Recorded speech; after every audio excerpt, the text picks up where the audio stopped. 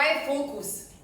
Na hitro ga bom danes razložila majčkeno drugače, zaradi tega, ker je zelo splošna beseda, izrabljena beseda, zlajnana, poznana beseda in kljub temu, da vsi mislimo, da nam je popolnoma vse jasno v zvezi z njo, v veliki večini potem v praksi ugotavljamo, da ljudje vendarle ne vedo, kako točno jo uporabljati, sebi v prid in kaj točno pomeni, pa vam bo mogoče ta predstava komu pomagala, malo lažje si predstavljati, kako pa kaj. Sicer, ko govorimo o fokusu, govorimo pravzaprav o enotnosti naše energije, naše pozornosti, ki jo usmerjamo v točno določeno točko oziroma na točno določeno področje, v točno določenem obdobju, da dosežemo maksimalen učinek. Jaz sicer rada govorim koherenca, v bistvu govorimo o koherenci, to je ta enotnost.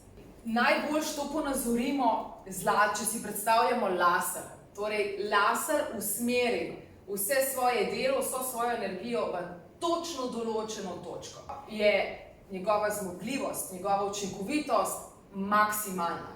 Kadar nismo koherentni, kadar govorimo o nekoherenci, govorimo za razliko od enotnosti o razpršenosti. To je pa tako, kot če si za razliko od laserja predstavljate eno navadno žarnico.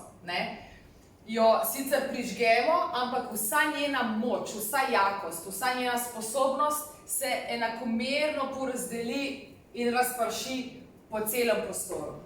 Ni močna, ta njena moč se razprši, porazdeli in enako je pri človeku. Torej, mi smo energija, mi smo volti.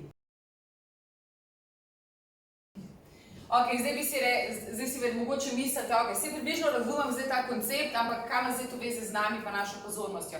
Človek je energija. Mi smo, vsak od nas približno, vsak trenutek, 700 bilijonov voltov.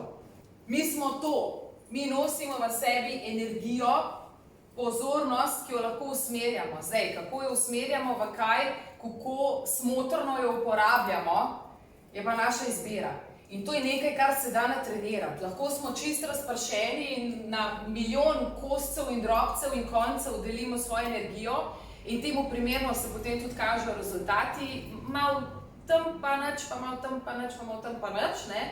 Ali pa vemo, ko nekaj zagrabimo, ko se nečesa lotimo, se takšno imate verjetno tudi izkušnje, takrat tisto potem speljete, tako ali pa drugače.